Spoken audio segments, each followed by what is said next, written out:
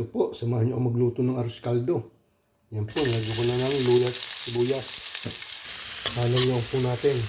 Yan po yung bigas, pinalambot ko na para madaling maluto. Yan po. Yan po, napakabango. Nahulog po natin yung balon-balon ng manok. Nilaga ko na po yan.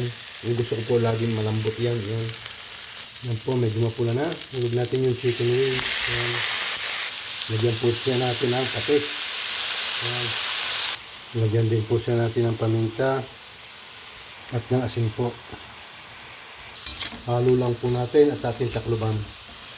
Sabi nga po, takluban natin para lumambot yung chicken wings at yung pong balon-balunan yan. Yan po, mapulang-mapula. Hulog natin po yung anin niya. Nilaga ko na po yan para madaling maluto. Yan. Lagyan po natin ng sabaw yan.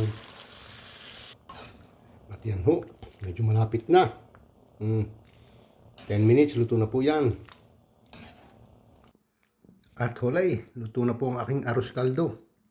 Yan po, kain po tayo. Thank you po for watching. God bless po.